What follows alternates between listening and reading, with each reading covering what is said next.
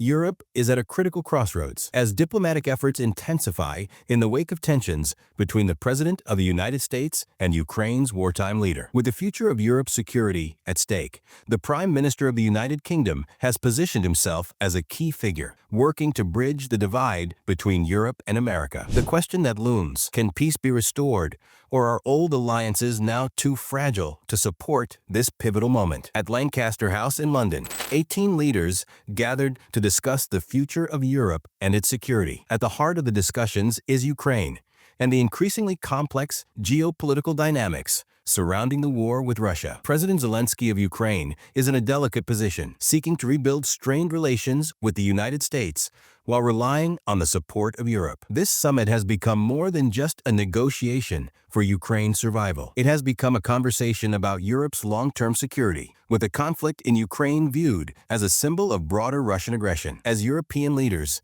led by the UK and France, look to fill the vacuum left by America's fluctuating involvement, the question arises: can they develop a peace plan that the United States will support? During the meeting, President Zelensky expressed his readiness to work alongside Europe in defending democratic values, reaffirming his commitment to the cause. The Prime Minister of the UK, speaking to the assembled leaders, emphasized that this moment in history is not just about Ukraine's immediate needs, but about the security of all nations in Europe. He announced plans for increased defense spending and new job opportunities in the UK's defense sector, aimed at strengthening Europe's capacity to contribute to peacekeeping efforts in Ukraine. Despite the challenges, the UK's commitment is clear. Europe must be ready to take on a larger role in ensuring peace in Ukraine, given the uncertainty surrounding the United States' involvement. The Prime Minister stressed that the coalition of the willing would play a critical part in the ongoing efforts to provide Ukraine with the necessary support. With boots on the ground and air support,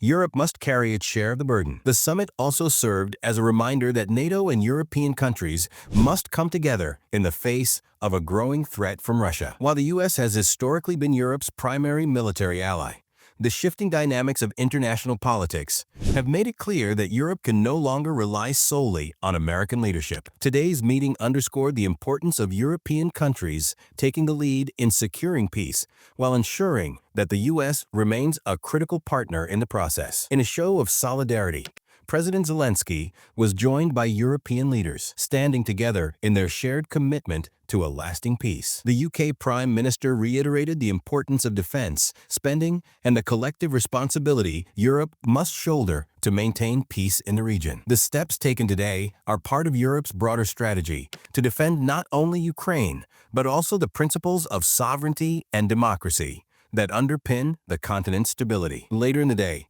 King Charles met with President Zelensky in an effort to reinforce Europe's support for Ukraine, while also seeking to ease tensions between Ukraine and the United States. This meeting is seen as part of the broader diplomatic efforts to ensure that the rift between the U.S. and Ukraine does not undermine the global effort to end the conflict. As President Zelensky returns to the front lines, the leaders of Europe know that the road ahead will be challenging. The next steps in this complex diplomatic process will require sustained cooperation, careful negotiation, and continued support for Ukraine. The future of Europe's security depends on the actions taken today, as European nations prepare to contribute both diplomatically and militarily to the effort to bring peace to the region. Beth Ribby,